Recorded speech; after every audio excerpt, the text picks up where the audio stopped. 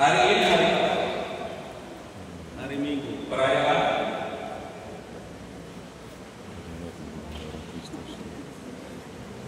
Kenapa kamu disebut saat ini akan menerima komuni pertama?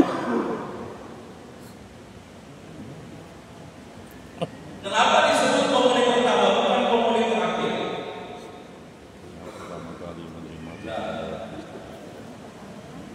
Kenapa disebut komuni pertama?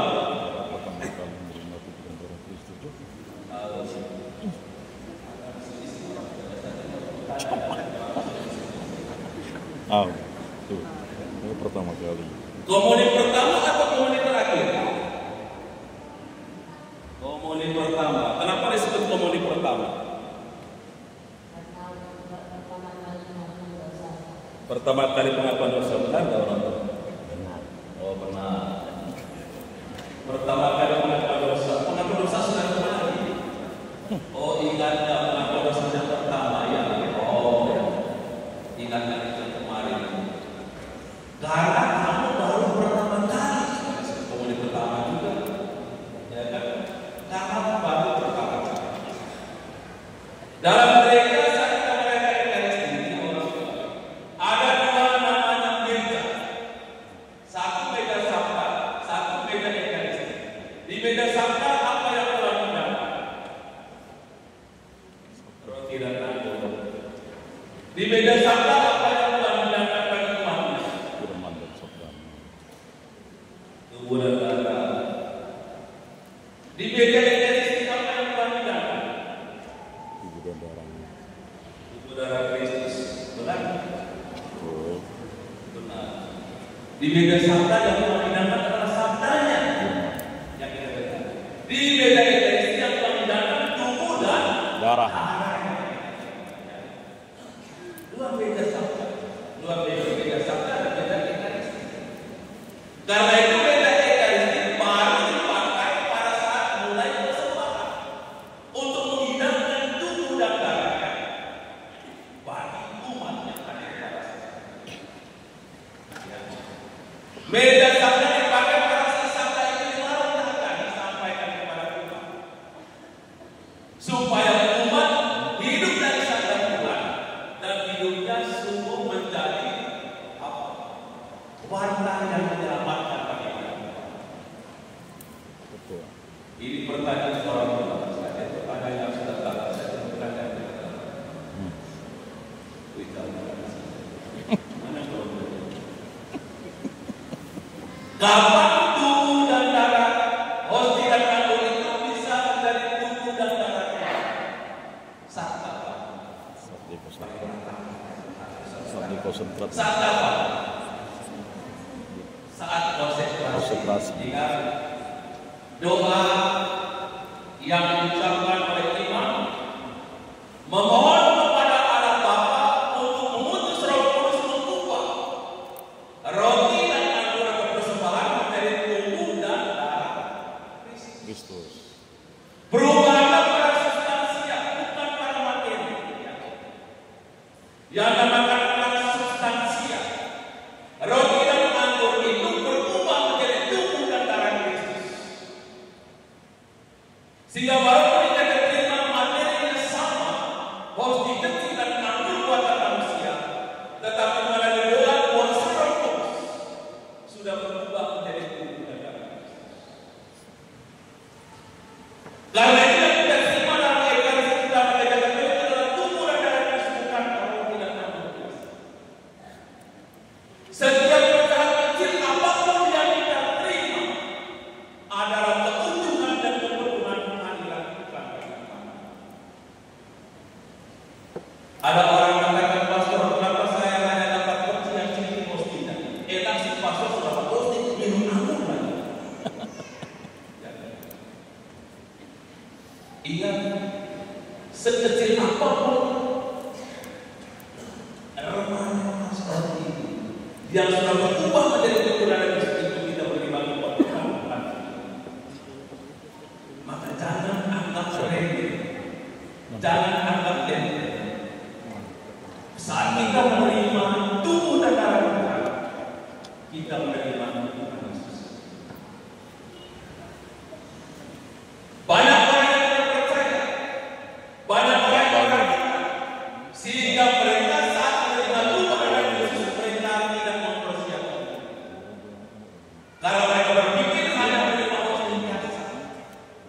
yang diberikan oleh pelayan gereja saat merayakan istiqlal.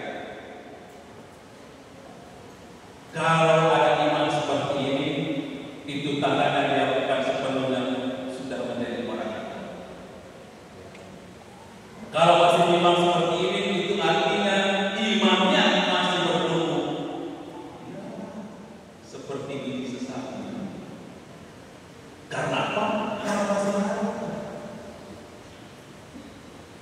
Siapa yang pernah menonton mujizat Ekaristi? Baru-baru ini terjadi sebuah negara mujizat Ekaristi sudah diakui oleh Vatikan oleh mujizat Ekaristi yang nyata, bukan sebuah ide. Sudah diselidiki oleh kuasa majelis gereja dan sudah disampaikan bahwa itu adalah mujizat yang nyata, kehadiran Tuhan yang nyata dalam rupa roh dan tubuh.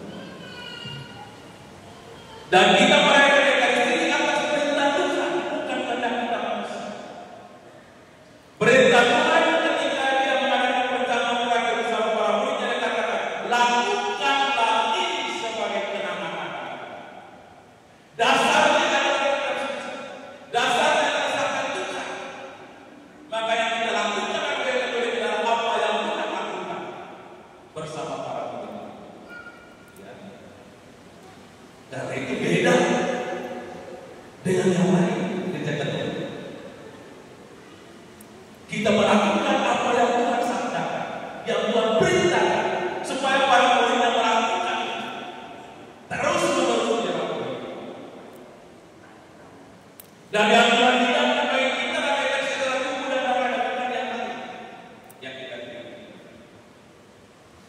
Karena itu saat kita menyambut tubuh dan darah Kristus pada peristiwa komuni, kita sungguh-sungguh harus membangun di dalam diri kita sadar. Saya maju untuk menerima, bukan saya maju untuk terima seperti itu. Maka batin itu disiapkan. Orang yang meragukan bahwa tidak dia terima dalam tubuh dan darahnya, ketika para mereka mengatakan tubuh Kristus, dia tidak jawab, dia meragukan. Dia tidak percaya. Untuk apa kita terima kalau kita tidak percaya? Tidak ada gunanya. Untuk apa kita terima kalau kita tidak yakin bahwa itu adalah tubuh dan darah Tuhan? Tidak ada gunanya. Sehingga walaupun kamu setiap hari terima komuni, tapi kalau kamu tidak percaya tidak ada gunanya. Karena apa? Karena kamu tidak yakin akan apa yang diterima itu adalah sungguh tubuh dan darah Tuhan yang bisa mengubah kehidupan kita agar kita sungguh bertumbuh menjadi pribadi. Dan ini adalah sikap batin, disposisi batin yang harus kita bangun di dalam diri kita masing-masing. Maka saat merayakan Ekaristi, kita datang untuk merayakan Ekaristi, ya. Bukan datang untuk menonton. Ini beda. Kalau kita datang saat merayakan Ekaristi, kita hanya diam, tidak juga jawab amin, berarti kita datang menonton Ekaristi, bukan merayakan. Merayakan Ekaristi itu melibatkan diri kita di dalamnya, dari pembukaan sampai akhir, sehingga kita sungguh mengalami kehadiran Tuhan. Dan kehadiran Tuhan yang secara istimewa saat kita menerima Dia melalui tubuh dan darahnya saat Kudus. Karena itu Bapak Ibu Saudara-saudara yang terkasih, iman seperti ini memang tidak mampu untuk dipecahkan pada agama. Tidak mampu.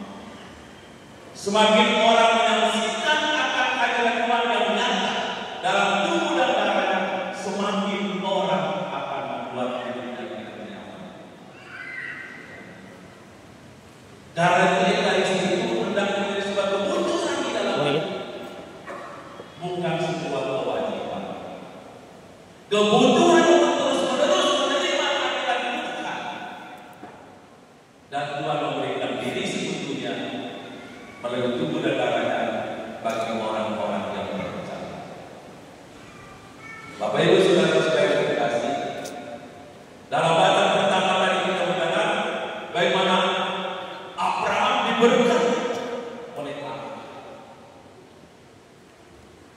Dan setelah yang diberkati Allah menugaskan dia untuk melaksanakan apa yang Tuhan percayakan kepadanya.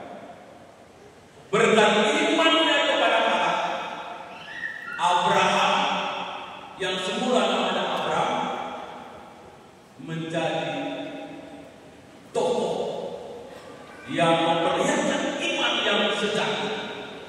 Walaupun di tengah segala hidupnya ia masih menyaksikan akan mendatang. Tapi ketika ia percaya kepada Tuhan, menyerahkan hidupnya kepada Tuhan, Tuhan memberkati dia dengan limpah segala rahmat yang Tuhan. Maka seringkali dalam gereja dikatakan iman Abraham adalah contoh iman yang sejati bagi orang-orang. Dan Paulus juga mengatakan kepada kita, setiap kali kita makan roti ini dan hidup dari salat ini, kamu memberitakan kematian Tuhan sampai Dia datang. Ini adalah tugas kita. Wafat Tuhan telah menyelamatkan kita. Wafat Yesus telah terjadi. Dan oleh wafatnya Dia telah menyelamatkan kita. Sekarang kedatangan kembali. Apa itu sudah terjadi? Sudah terjadi atau belum? Kedatangan Tuhan yang kedua sudah terjadi atau belum? Belum. Maka untuk menantikan kedatangan yang kedua, kita diminta oleh Paulus untuk mewartakan kematian dan kebangkitan Kristus. Mewartakan oleh kesaksian hidup kita. Karena baik kebangkitan, baik kematian kebangkitannya maupun kedatangan Tuhan yang kedua, Dia datang untuk menyelamatkan kita. Ketika Dia datang untuk kedua kalinya, Dia akan membawa kita semua untuk boleh mengalami persatuan yang sempurna dengan Bapanya di rumah Allah yang kudus. Tuhan sendiri katakan, di rumah Bapakku ada banyak tempat tinggal. Aku pergi menyediakan tempat itu, dan setelah aku menyediakan, aku akan datang kembali untuk membawa kamu supaya di mana aku berada, kamu juga berada bersama dengan aku. Siapa yang